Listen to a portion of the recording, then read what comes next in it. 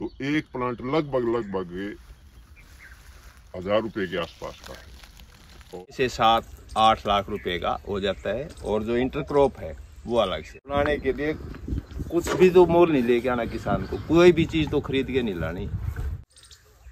नमस्कार दोस्तों, मैं अभिषेक शर्मा। जैसा कि हमने आप लोगों को दिखाया था, एक केला जो बनाना फार्म है वहाँ पर मैं पहुँचा हूँ और आज आप लोगों के साथ पूरी जानकारी साझा करेंगे। श्री नरवाल जी, इनके पास जो आज खेती जो ये कर रहे हैं, एक अच्छी तरीके से खेती कर रहे हैं, जो एक किसान होने के साथ साथ एक बिजनेसमैन भी बनने का काम कर सकता है। तो आप लोग ये वीडियो देखें और अच्छी लगे तो ज़्यादा से ज़्यादा लोगों के पास इसको शेयर करें और एक किसान एक नई पद्धति की तरफ अग्रसर होने का काम करें। तो नरवाल जी, स्वागत है आपका। और बताइए, आपने जो खेतों में कर रखी है, कौन कौन सी ऐसी खेती है जिससे किसान भाइयों को फायदे? पूर्वी नरवाल, रोहतक से बिलोंग करता हूँ। और अभी आप जिस खेत में खड़े हैं ये फरमाना गांव में है, डिस्ट्रिक्ट रोहतक और महम में।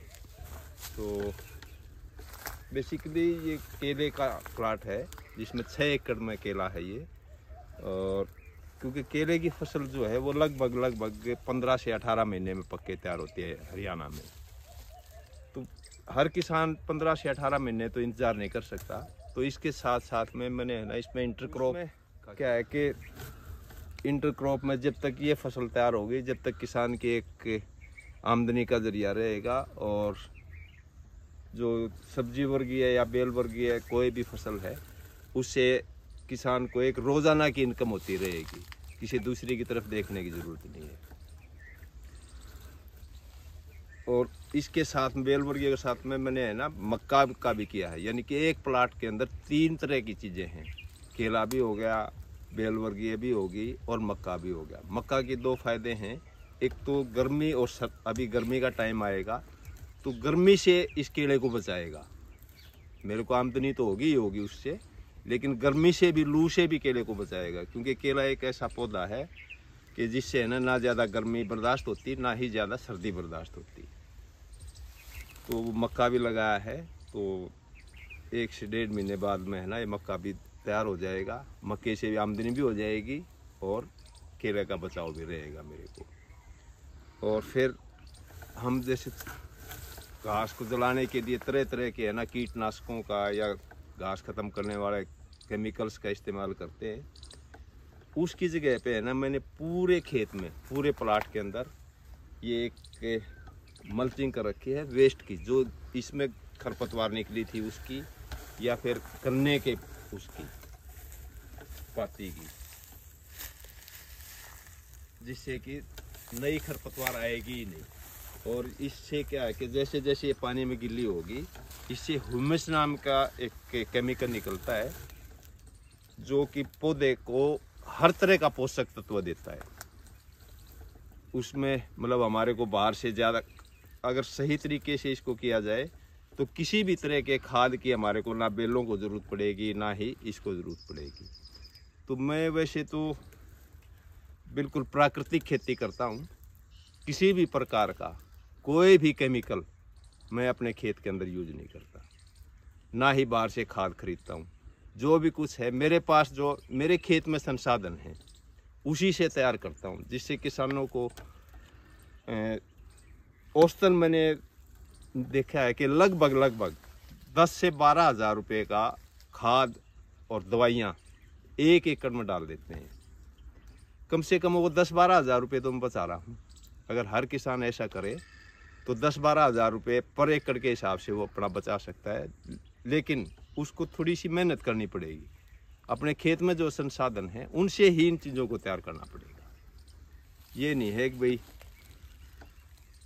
अपने आप तैयार हो जाए। ये वैरायटी है G9+, जो कि मैंने है ना मध्य प्रदेश बड़वानी से मंगवाई थी।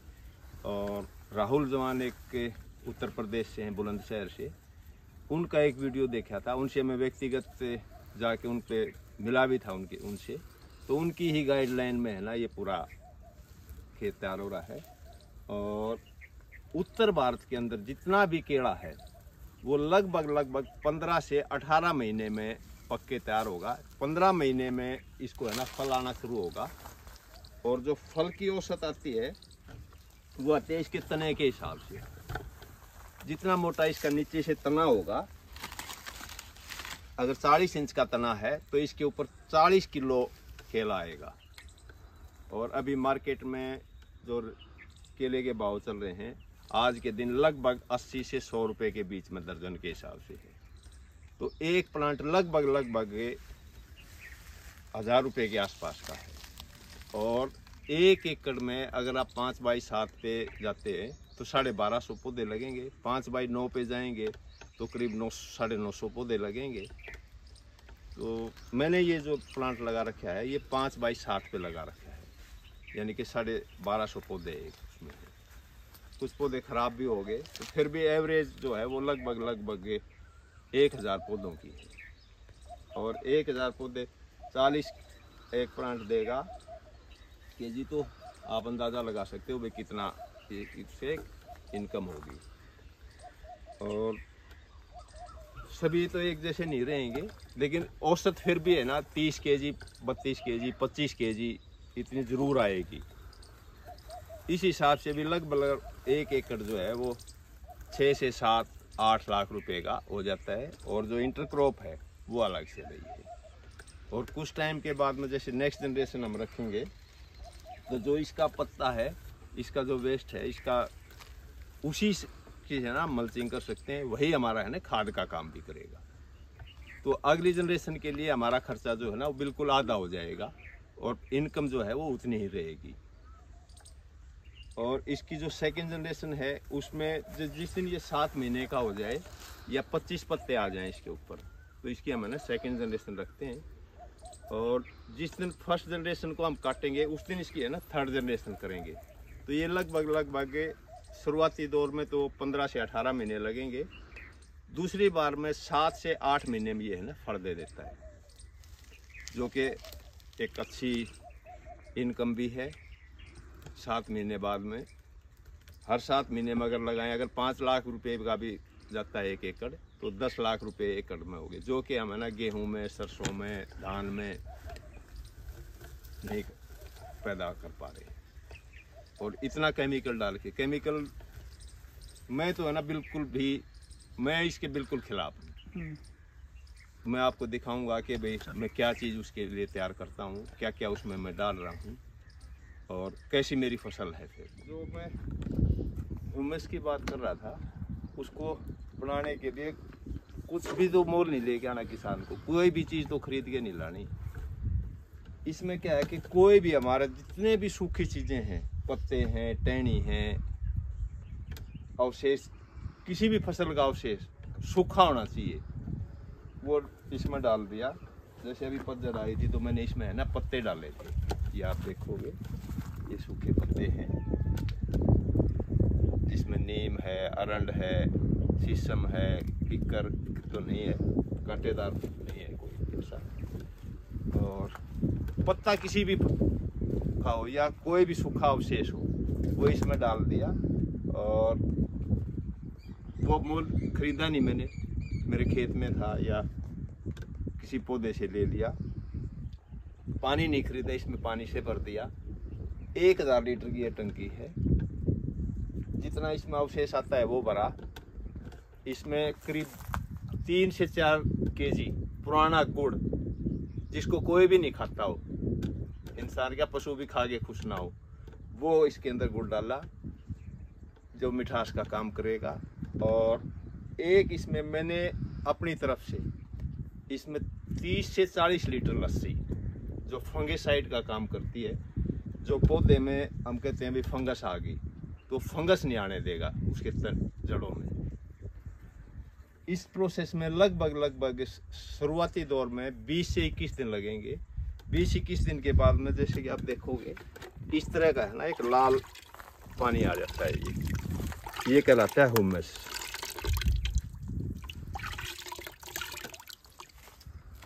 मैं हर पानी के साथ में पर एकड़ 200 लीटर का बैरल चलाता हूँ। जैसे इसमें पानी ख़त्म हो गया फिर पानी से भर दिया, फिर गुड़ डाल दिया और फिर लस्सी डाल दी। फिर इसको आप है ना 3 दिन में 4 दिन में इसको निकाल के इस्तेमाल कर सकते हो।